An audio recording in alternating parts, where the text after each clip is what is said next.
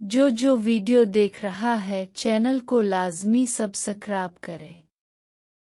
खाला जमीला की हिद्दत मुझे खुद पर महसूस हो रही थी। मैं उनसे शरारतें कर रहा था और शरारतें करते करते मैं उनको पलटाया और वो ऊपर आ गईं। अब हम मुकम्मल उड़ियां थे।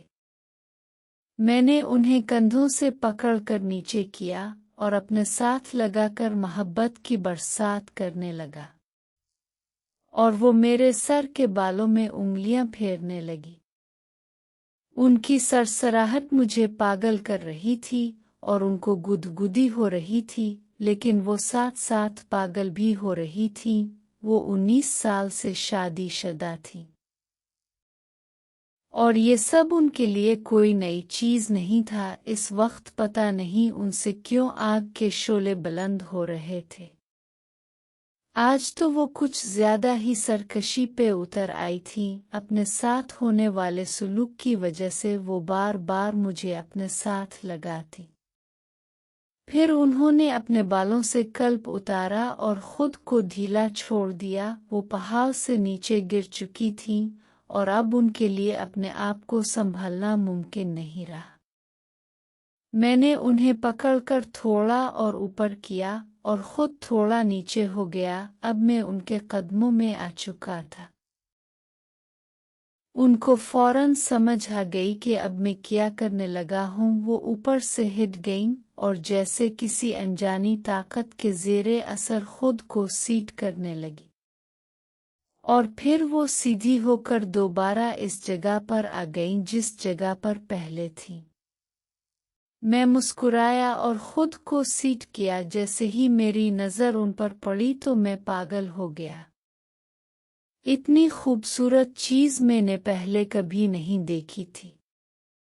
मैंने उनको साथ लगा लिया और मोहब्बत की बरसात करने लगा और वो तो जैसे पागल हो रही थी। इसके बाद मैंने उन्हें नीचे उतारा तो वो मेरे कदमों में बैठ गईं और मोहब्बत की बरसात करने लगी। उन्होंने इससे पहले कभी मोहब्बत की बरसात नहीं की थी, लेकिन आज वो जिस जगह पहुंच गई थीं वहां कुछ भी नया नहीं था। उन्होंने मेरी आंखों में देखा और मोहब्बत की बरसात करना शुरू कर दी और मैं उनको इशरुअत देने लगा। इसके बाद मैं दोबारा सीधा होकर बैठ गया और उनसे शरारतें करने लगा। उनके साथ काफी ऐसी चीजें हो रही थीं जो पहले कभी नहीं हुई थीं। फिर मैं उठा और सीधा होकर बैठ गया और उन्होंने मुझे खींचकर अपने साथ लगा लिया और मैं मोहब्बत की बरसात करने लगा। जैसे जैसे मैं दूसरी दुनिया में दौड़ रहा था वो भी मेरे साथ दौड़ रही थी। उन्होंने मुझे अपने साथ लगाया और मेरे काम में सरगोशी करते हुए बोले, साजिद, तुम मुझसे इतना प्यार करते हो, तुमने मुझे पहले क्यों नहीं बताया? उनकी बातें मेरे अंदर करंट का काम कर रही थीं। जैसे जैसे करंट बढ़ रहा था मैं पागल हो रहा था। अब वो भी मेरे साथ पूरी तरह दौड़ रही थी। ऐसे लग रहा था जैसे उन्हें ये खुशी पहले कभी मिली ना हो। उनके ज़हन में इस वक्त खौफ, खुशी, अफसोस और जोश सब एक दूसरे में घुल मिल रहे थे। एक तो गैर मर्द से इस तरह मिलना वैसे ही गलत काम है, लेकिन अपने ही भांजे से ये इससे भी ज्यादा गलत है। इंसानों के लिए गलत काम में वैसे भी ज्यादा कशिश होती है और वो तो आज जिंदगी में पहली मर्तबा गलत काम एक साथ कर रही थी। उनके अंदर एक तूफान बरपा था। उन्होंने मुझे उठाकर धक्का दिया और खुद गुस्से में मेरे ऊपर बैठ गईं और मोहब्बत की बरसात करने लगी और मुझे अपने साथ लगा लिया और कुछ ही देर में दौड़ती दौड़ती इस दुनिया में वापस आ गईं। मैं जल्दी से दोबारा उठकर बैठ गया और मोहब्बत की बरसात करते हुए बोला, कैसा लग रहा है? वो मुस्कुराते हुए बोले, बहुत अच्छा लग रहा है। उन्होंने खींचकर मुझे साथ लगा लिया और फिर मैं भी दौड़ता दौड़ता इस दुनिया में वापस आ गया। उन्होंने मेरी तरफ देखा और बिला वजह मुस्करा दें। वो सोच रही थीं कि इससे पहले मुझे अपने पास न आने देकर वो कितनी बड़ी गलती कर रही थी। आज ही तो उन्हें अपने औरत होने का सही मानों में एहसास हुआ है। ऐसा मज़ा और ऐसा पागलपन तो उन्होंने पहली दफ़ा लिया और महसूस किया था। सब्र का फल हमेशा मीठा होता है। उनके अंदर सनसनाहट खत्म नहीं हुई थी। वाकई औरत और मर्द की मोहब्बत मुलाकात के बगैर हो ही नहीं सकती। उन्होंने थोड़ा आगे खिसक कर मुझे पकड़ लिया। इसके बाद मैं उठा और गुस्ल खाने में चला गया।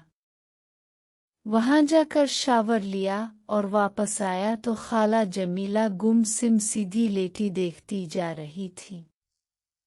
मैंने थोड़ी देर उनको दरवाजे पर खड़े होकर देखा, फिर मैं नाना के घर आ गया। मैं इस वाक़ये के बाद अपने घर वापस लौट चुका था, लेकिन दूसरी तरफ खाला जमीला एक शदीद दर्दनाक और अज़ियतनाक ज़हनी कशमकश का शिकार हो चुकी थी। मैंने अपनी मोहब्बत की दीवानगी और पिछले वाक़ये से उनकी ठहरी हुई खामोश और यकसानियत से भरी जिंदगी में एक ज़लज़ले की सी कैफियत पैदा कर दी थी। मगर ये ज़िलज़ला बड़ा अजीब और अनोखा था। एक तरफ तो वो अंदर ही अंदर शदीद खौफ और जुर्म के एहसास का शिकार होकर खुद को बर्बाद होता हुआ महसूस कर रही थी, लेकिन दूसरी तरफ लाशऊरी तौर पर उनकी शख्सियत, उनके जज्बात और उनके एहसासात की जैसे एक नए सिरे से तामीर हो रही थी। मेरे लिए अपने दिल का रास्ता खोलने और मुझे अपने करीब आने देने पर वो मालूल भी थीं और अंदर ही अंदर किसी अनदेखी खुशी से सरशार भी। उन्हें कभी यूं लगता था जैसे वो अब सिर्फ अपने शौहर की रिवायती बीवी, अपने बेटे की पाबंद मां नहीं रही, बल्कि उनकी अपनी एक अलग जज्बाती शनाख्त बन चुकी थी, जो सिर्फ मुझसे और मेरी दीवानगी से जड़ी हुई थी। ये ख्याल उनके पैरों तले से ज़मीन खींच लेने वाला और हिला देने वाला था। लेकिन दूसरी तरफ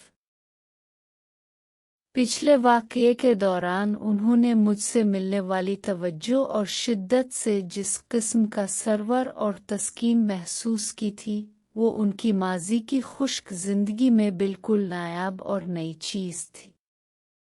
वो तन्हाई में बार बार ये सोचने पर मजबूर हो जाती थीं कि ज़िंदगी में उन्हें अपने जज्बाती वजूद का ऐसा एहसास तो शायद कभी पहले नहीं हुआ था।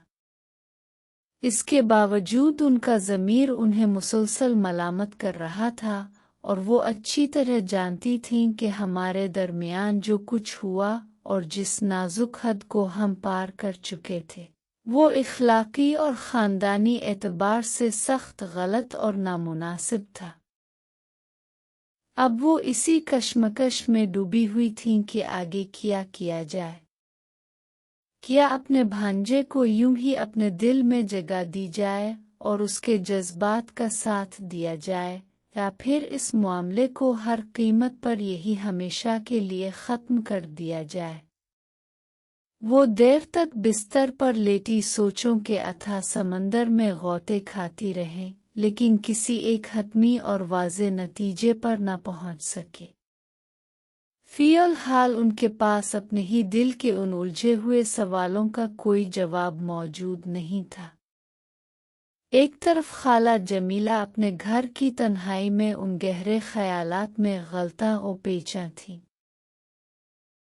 तो दूसरी तरफ मैं अपने घर में शदीद बेताबी और इश्तियाक से मुंतज़िर था कि किसी तरह रात ढले, अगला दिन चढ़े और मैं दोबारा उनके घर जाकर उनकी क़ुर्बत और मोहब्बत हासिल कर सकूं। मेरे लिए अपने जज्बाती तूफ़ान पर काबू रखना लम्हा ब लम्हा मुश्किल होता जा रहा था। जो एक पुरस्रार किस्म का मलाल और अफसुर्दगी मेरे ज़हन पर कुछ दिन पहले तक छाई हुई थी, वो खाला जमीला से यूं खिलकर दिल की बात करने और उन्हें अपने करीब पाने के बाद मुकम्मल तौर पर ख़त्म हो चुकी थी। अब वो मेरे लिए सिर्फ एक सगी खाला नहीं थी, बल्कि एक ऐसी दिलकश और पुरकशिश औरत बन चुकी थी जिससे मैं बेपनाह मोहब्बत करता था और जिसे मैं ज़हनी और जज्बाती तौर पर पूरी तरह हासिल कर चुका था। मर्द और औरत की मोहब्बत का सफ़र वाकई इसी तरह रंग बदला करता है। कभी इसमें एक तरह की दीवानगी और जुनून होता है तो कभी दूसरी तरह की बेताबी और तस्खीर की ख्वाहिश। अगले दिन से पहर का वक्त था, सूरज की सुनहरी धूप सह में फैली हुई थी। मैं जैसे ही अपने कमरे से हाथ में स्कूल का बैग और उर्दू की कुछ किताबें लिए बाहर निकला ताकि खाला के घर की तरफ जा सकूं, मुझे मेरी छोटी मामी कौसर ने आवाज़ दी। मामी कौसर किचन के दरवाजे पर खड़ी थीं और उनके हाथ में बर्तन साफ करने वाला कपड़ा था। उन्होंने मुस्कुराते हुए कहा कि साजिद बेटा, ज़रा एक मिनट उधर तो आना। मामी ये कहकर किचन के अंदर चली गईं और मैं भी अपना रास्ता बदलकर उनके पीछे किचन की तरफ बढ़ गया। मैंने किचन के दरवाजे में दाखिल होते हुए अदब से कहा कि ओ जी मामी जान, बताइए क्या बात है। मामी कौसर किचन में शाम के नाश्ते के लिए कुछ सामान तैयार करने में मसरूफ़ थीं। उन्होंने ऊपर लकड़ी की एक ऊंची कैबिनेट की तरफ इशारा करते हुए कहा कि साजिद बेटा, ज़रा वो ऊपर वाला डब्बा तो उठाकर दे दो, मेरा हाथ वहां तक सही तरह नहीं पहुंच रहा। मैंने अपने हाथ में मौजूद किताबों को किचन के स्लीब पर एक तरफ रखा और उस कैबिनेट की तरफ बढ़ गया। मामी कौसर इस वक्त कैबिनेट की तरफ मुंह किए बिल्कुल सामने खड़ी थी। मैं बिल्कुल उनके पीछे जाकर खड़ा हो गया और पूछा कि ओ मामी जान, कौन सा वाला डब्बा? मामी कौसर ने ऊपर हाथ उठाकर इशारा करते हुए कहा कि वो लाल ढक्कन वाला डब्बा। जैसे ही मैंने ऊपर होकर डब्बा पकड़ने के लिए अपना हाथ आगे बढ़ाया, मामी थोड़ा सा पीछे को हटी और उनकी कमर मेरी टंगों से हल्की सी मिस हो गई। इस वक्त मैं डब्बा उतारने की धन में ऊपर देख रहा था, इसलिए ये सब कुछ बिल्कुल गैर इरादी और इत्तेफाकी तौर पर हुआ। लेकिन मामी फौरन आगे नहीं हटी बल्कि एक लम्हे के लिए वहीं खड़ी रही। मेरा वजूद बिल्कुल मामूली सा उनके साथ लग रहा था।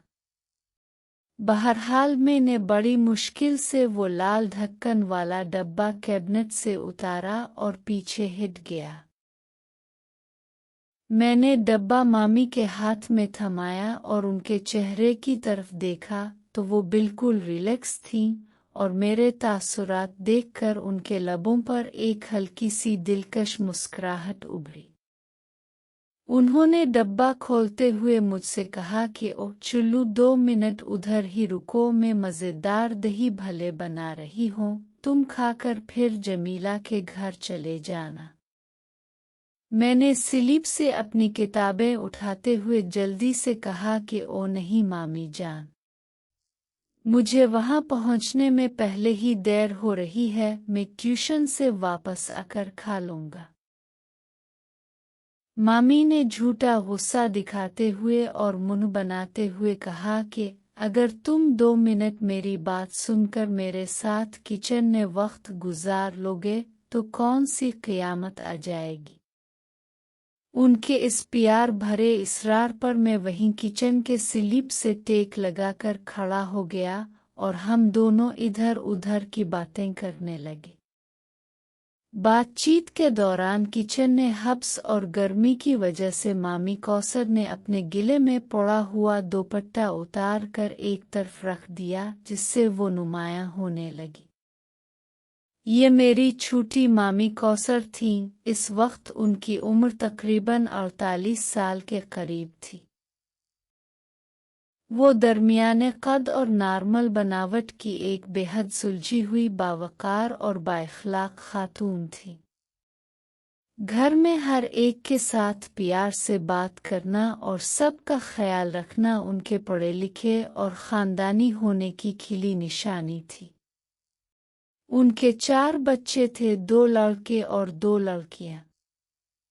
उम्र की बढ़ती हुई हद ने उनके वजूद में हल्की सी कमजोरी जरूर पैदा कर दी थी, लेकिन इसके बावजूद उन्होंने अपनी सेहत और जिस्म को काफ़ी हद तक बेहतर और मेंटेन रख रखा था और वो अपने हिसाब से काफ़ी पुरकशिश नज़र आती थी। गुफ्तगू के दौरान मामी कौसर किचन के नीचे रखे हुए डब्बों से कुछ सामान उठाने के लिए कई बार नीचे हुईं और उधर-उधर होते वक्त बसा औकात मुझसे टकरा जाती।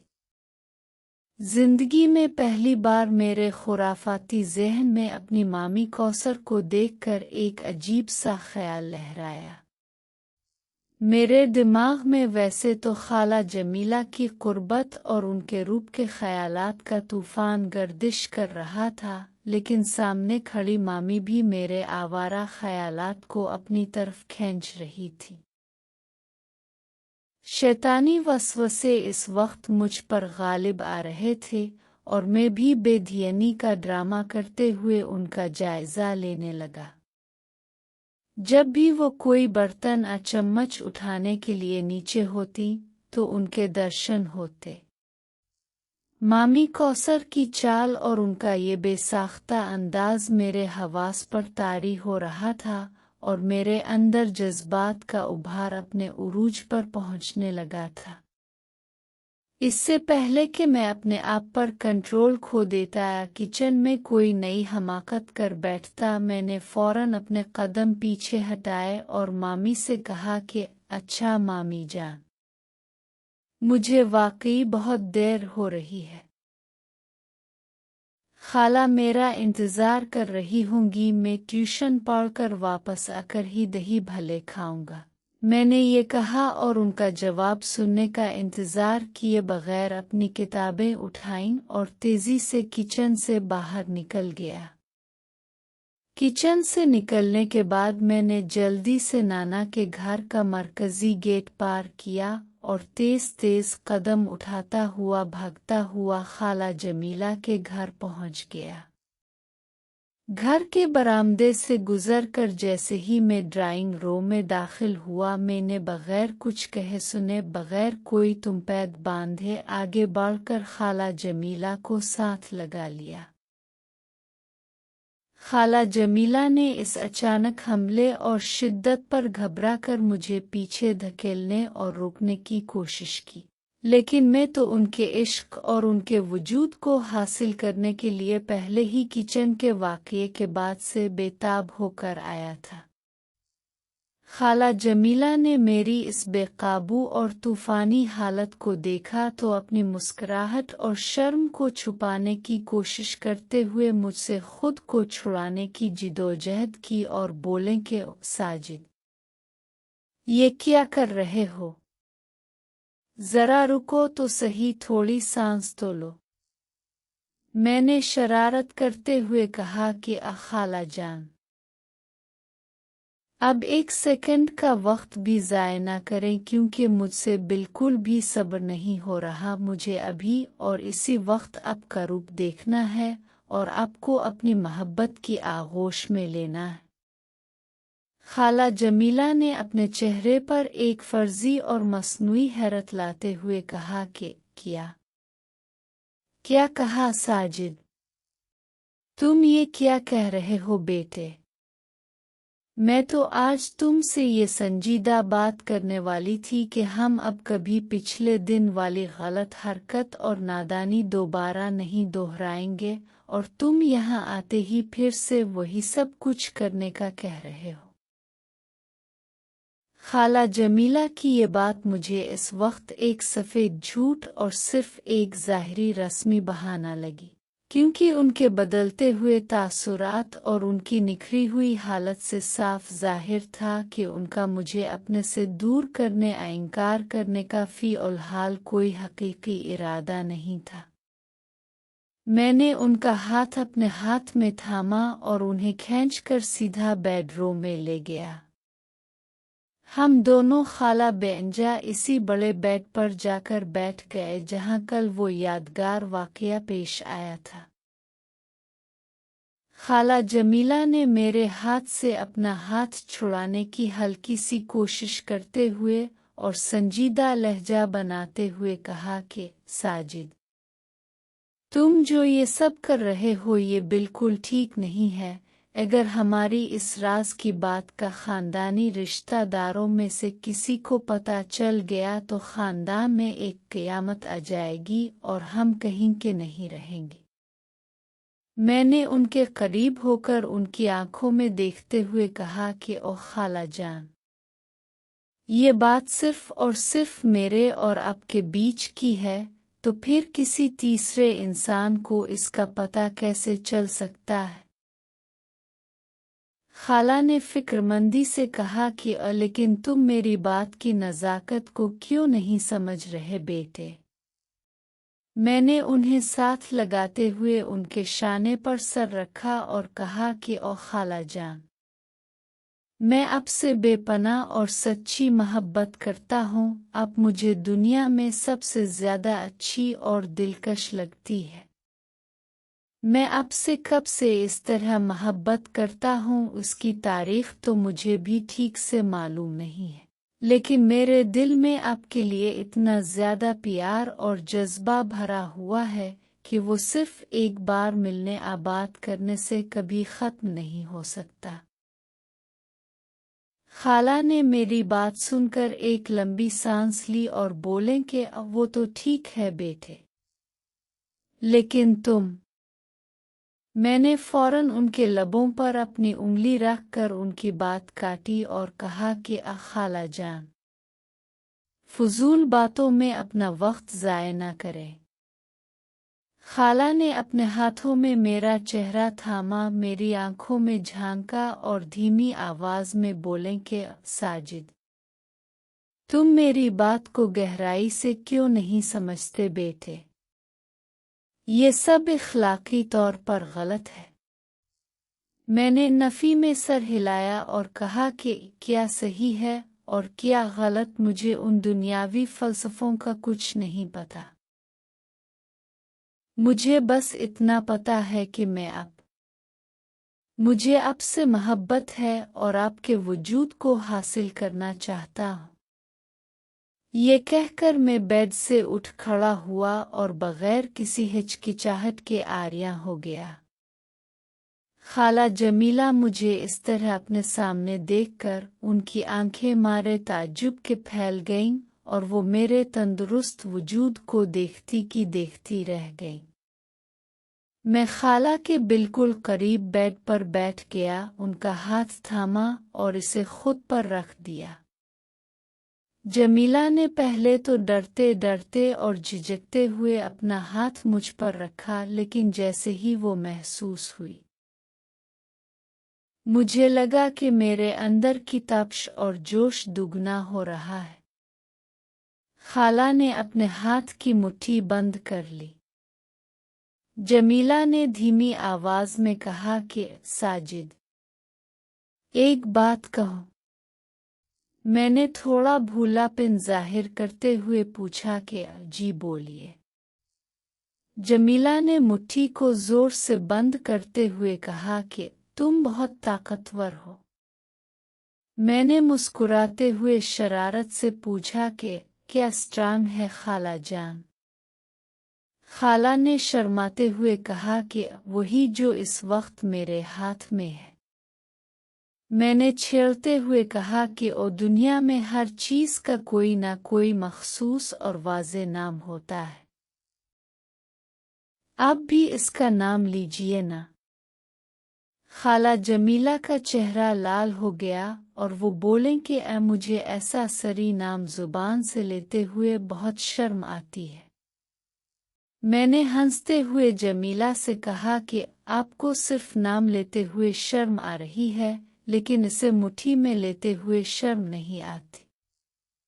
جمیلہ نے میری اس بے باک بات پر اپنا ہاتھ میرے وجود سے ہٹایا، اپنے دونوں ہاتھ اپنے منہ پر رکھ لیے اور بولیں کہ کتنے بدتمیز اور بے باک ہو گئے ہو تم، کیسے بے شرموہے کی طرح کھلم کھلا نام لیے جا رہے ہو۔ میں نے ہنستے ہوئے ان کا ہاتھ ان کے منہ سے ہٹایا اور کہا کہ تو پھر اب بھی میری طرح تھوڑی بے باک اور بے شرم بن جائیے۔ خالہ نے مسکراتے ہوئے کہا کہ او نہیں بابا، میں تمہاری طرح اتنی بے باک نہیں ہوں جو اتنے کھلے الفاظ استعمال کروں۔ یہ کہتے ہی انہوں نے پھر شرما کر اپنے منہ پر ہاتھ رکھ لیے اور میں کھلکھلا کر ہنسنے لگا۔ اس کے بعد میں نے خالہ جمیلہ کو ان کے دونوں کندھوں سے پکڑ کر بیڈ سے اٹھایا اور نیچے زمین پر قالین پر بٹھا دیا۔ خالہ جمیلہ نے پہلے تو تعجب سے مجھے دیکھا، پھر اپنا سر اٹھا کر میری آنکھوں میں دیکھا اور پھر محبت کی برسات کرنے لگے، اور میں ان کو عشرت دینے لگا۔